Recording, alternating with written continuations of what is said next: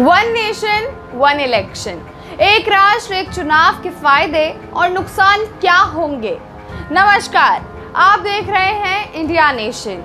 आज आपको बताएंगे एक देश एक चुनाव के क्या फायदे हैं और क्या नुकसान हैं।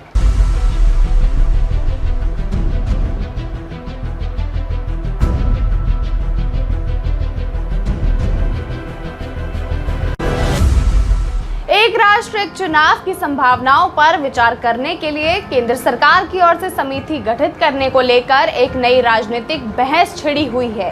दरअसल जब से मोदी सरकार ने 18 सितंबर से संसद का 5 दिवसीय विशेष सत्र बुलाया है, विपक्ष से 2024 के लोकसभा चुनावों से पहले की नौटंकी बताने की कोशिश कर रहा है।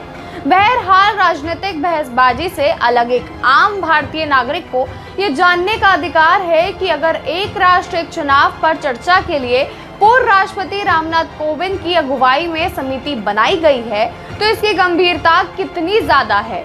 इसलिए यह भी जानना जरूरी है कि इससे किस तरह के फायदे हो सकते हैं और किस तरह के संभावित नुकसान भी इससे जुड़े होंगे। सबसे पहले हमें एक तथ्य ये मालूम होना चाहिए कि एक साथ चुनाव कोई अचानक पैदा हुआ विचार नहीं है। 1967 तक देश में राज्य विधानसभाओं और लोकसभा के चुनाव एक साथ ही कराए जाते रहे। 1968 और 1969 में देश की कुछ राज्य विधानसभाओं को तत्कालीन शासन की ओर से समय से पहले ही भंग कर दिया गया था, जबकि लोकसभा 1970 में भंग हुआ।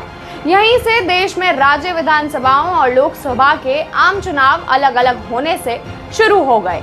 दुनिया के सबसे बड़े लोकतंत्र में चुनाव प्रक्रिया बहुत ही ज्यादा खर्चीला है। अगर राज्य विधानसभाओं और लोकसभा के चुनाव एक साथ कराए जाते हैं तो इन खर्चों में बहुत ही ज्यादा कमी होने की उम्मीद है। इससे देश के खजाने पर पड़ने वाला बहुत बड़ा आर्थिक बोझ घट जाएगा। लगभग एक ही खर्च में 2 चुनावों का खर्च निकल सकता है। वहीं समय की बचत और शासन पर फोकस भी हो सकता है। आज की तारीख में आए दिन देश में किसी न किसी भाग में चुनाव का काम चलता ही रहता है। इससे विकास की प्रक्रियाएं तो बाधित होती ही हैं, सरकारों का ध्यान भी शासन की जगह चुनावों में ही लगा रहता है। एक साथ चुनाव होने से समय की बचत होगी और चुनाव प्रक्रिया खत्म होने के बाद नई सरकारों का पूरा फोकस विकास और शासन पर ही रहेगा। चलिए आपको बताते हैं सरकारों की स्थिरता के बारे में।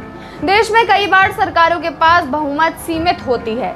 इसका परिणाम ये होता है कि ऐसे सरकारें जनता और विकास पर फोकस करने की जगह खुद को बचाने में ही समय निकाल देती हैं। ऐसे में विधि आयोग सिफारिश कर चुका है कि अगर विपक्ष किसी सरकार के खिलाफ अविश्वास प्रस्ताव लाता है तो उसे साथ के साथ वैकल्पिक सरकार के लिए विश्वास प्रस्ताव भी लाना चाहिए।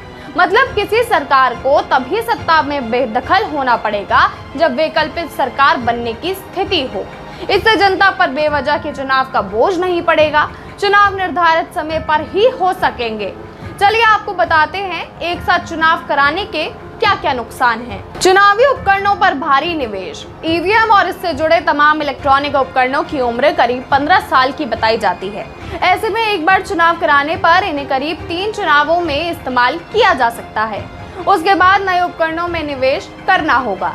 दूसरी बात यह है कि अभी देश में करीब 10 लाख पोलिंग बूथ हैं। अगर एक ही साथ चुनाव कराए जाते हैं तो इन उपकरणों की संख्या 2 गुनी से भी ज्यादा रखनी होगी, क्योंकि अभी भी 20 से 40% उपकरण रिजर्व में रखने का प्रावधान है।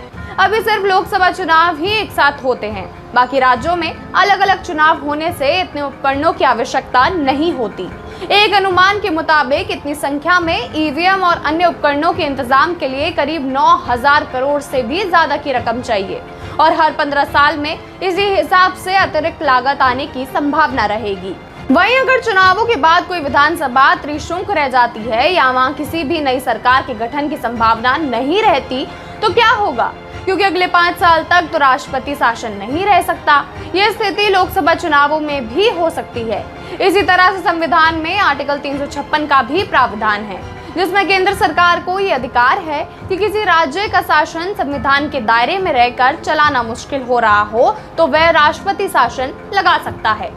यह व्यवस्था सिर्फ 6 महीने के लिए हो सकती है। लेकिन वन नेशन वन इलेक्शन के बाद क्या होगा? अगर वहां फिर से चुनाव कराया गया और कुछ ही समय बाद एक राष्ट्र एक चुनाव के तहत निर्धारित चुनाव हुए तो उस राज्य में फिर से चुनाव करवाना पड़ सकता है। इससे बेवजह का खर्च बढ़ेगा और इस विचार का मूल मकसद ही बेकार हो सकता है। वहीं एक राष्ट्र एक चुनाव का एक नुकसान ये भी हो सकता है कि वोटर इसमें या तो राष्ट्रीय मुद्दों की ओर झुक सकता है या फिर क्षेत्रीय मुद्दों की ओर बहाव में बह सकता है। इससे या तो बड़ी राष्ट्रीय पार्टियों को फायदा हो सकता है या फिर राष्ट्रीय स्तर पर बड़ा ही अजीब जनादेश देखने को मिल सकता है, जिससे राष्ट्र हित को ही नुकसान पहुंच सकता है। हो सकता है कि किसी समय में देश में कोई बहुत ही प्रभावी नेतृत्व हो और उसकी ओर रुझान हो। इस तरह केंद्र सरकार ने पूर्व राष्ट्रपति रामनाथ कोविंद की अगुवाई में इन सब सवालों पर विचार करने के लिए जो समिति बनाई है, उसमें केंद्रीय गृह मंत्री अमित शाह, राज्यसभा में विपक्ष के पूर्व नेता गुलाम नबी आजाद, वित्त आयोग के पूर्व अध्यक्ष NK सिंह, लोकसभा के पूर्व महासचिव और संविधान के विशेषज्ञ सुभाष सी कश्यप, वरिष्ठ वकील हरीश साल्वे और पूर्व मुख्य सत्कर्ता आयुक्त संजय कोठारी शामिल हैं। कानून मंत्री अर्जुन मेघवाल इसके विशेष आमंत्रित सदस्य होंगे और कानून सचिव नितिन चंद्र इस समिति के भी सचिव होंगे। इस पैनल में लोकसभा में कांग्रेस के नेता सदन अधीर रंजन चौधरी का भी नाम शामिल किया गया है, लेकिन उन्होंने राजनीतिक वजहों से इसमें शामिल होने से इनकार कर दिया है। इसका अर्थ ये भी हो सकता है कि एक ही चेहरे पर वोटरों का ध्यान सीमित हो जाए, तो इससे एक साथ असमिति अधिकार आने की आशंका पैदा हो सकती है। आपका इस खबर पे क्या कुछ कहना है, हमें कमेंट सेक्शन में बताइएगा और तमाम ऐसी खबरों से जुड़े रहने के लिए अभी सब्सक्राइब करें इंडिया नेशन को।